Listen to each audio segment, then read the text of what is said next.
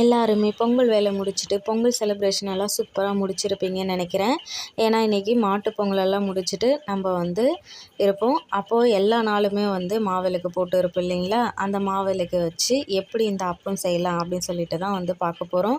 அதுவும் பாருங்கள் எவ்வளோ சாஃப்டாக இருக்குது, நல்லா குண்டு குண்டாக இருக்குது இல்லைங்களா? அதிரசம் சொல்கிறதா இல்லை அப்பம் சொல்கிறதான்னு தெரியல, செம்ம சூப்பராக நல்லா குண்டு குண்டாக வந்திருக்கு, சாஃப்டாக இருக்குது. அது எப்படி செய்யலான்னு சொல்லிட்டு வாங்க ஃப்ரெண்ட்ஸ் பார்க்கலாம். Hello friends, welcome to Subhashree Jamuna channel.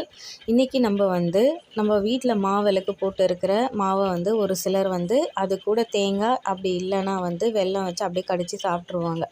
அதுவுமே சூப்பர் டேஸ்ட்டாக இருக்கும்.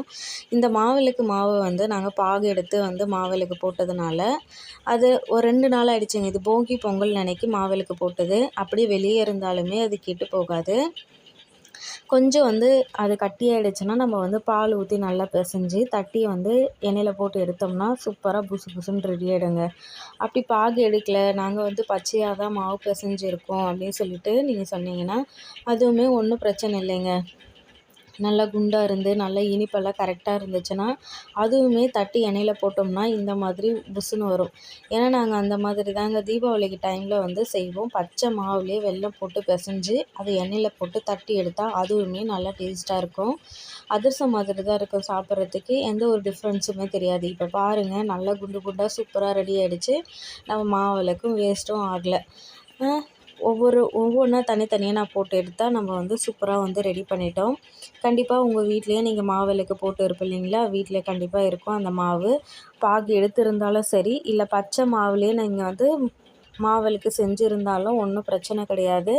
அதை நீ வேஸ்ட்டு பண்ணாமல் இன்றைக்கி நீங்கள் இந்த மாதிரி செஞ்சு சாப்பிட்டு பாருங்களேன், சூப்பர் டேஸ்ட்டாக இருக்கும். அதிரசம் மாதிரி இருக்குங்க சாப்பிட்றதுக்கு, அவ்வளோ டேஸ்ட்டாக.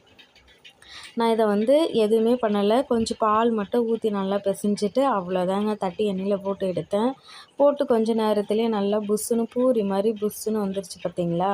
அவ்வளோதான், ரெடி ஆகிடுச்சு. நல்லா 2 பக்கமும் நல்லா மொறுன்னு ரெடி ஆகிடுச்சு. உள்ளே சாஃப்டாக இருக்கும். அதை நம்ம பிச்சு பார்த்தோன்னு வச்சிங்களேன், உள்ளே அப்படியே ரொம்ப காலியாக, வெளியே நல்லா மொறுன்னு சாஃப்டாக ரெடி ஆகிடுச்சு. இது அப்பம், அதிரசம், போண்டா எதை வேணால் சொல்லிக்கலாம். ஏன்னா வேஸ்ட்டு பண்ணாமல் நம்ம ரெடி பண்ணிட்டோம். அவ்வளோதான், நாங்கள் ரெடி பண்ணிட்டோம். நீங்களும் கண்டிப்பாக ட்ரை பண்ணி பாருங்கள். வீடியோ பிடிச்சிருந்தா நம்ம சுபஸ்ரீ ஜமுனா சேனலை லைக் அண்ட் சப்ஸ்கிரைப் பண்ணுங்கள். இது உங்களோட ரிலேட்டிவ்ஸ்க்கு எல்லாருக்குமே ஷேர் பண்ணிங்கன்னா அவங்களுமே யூஸ் பண்ணிப்பாங்க. ஏன்னா பொங்கலுக்கு எல்லாருமே மாவிளக்கு போட்டதுனால ஒரு சிலர் அது வேஸ்ட்டு பண்ணிவிடுவாங்க, என்ன பண்ணுறதுன்னு தெரியாமல். இந்த மாதிரி யூஸ்ஃபுல்லான வீடியோ மற்றவங்களுக்கும் ஷேர் பண்ணிங்கன்னா அவங்களுக்கு அது யூஸ்ஃபுல்லாக இருக்கும். அதுக்காக தான் நான் சொல்கிறேன். கண்டிப்பாக ஷேர் பண்ணுங்கள், சப்போர்ட் பண்ணுங்கள் ஃப்ரெண்ட்ஸ். நெக்ஸ்ட் ஒரு வீடியோவில் பார்க்கலாம்.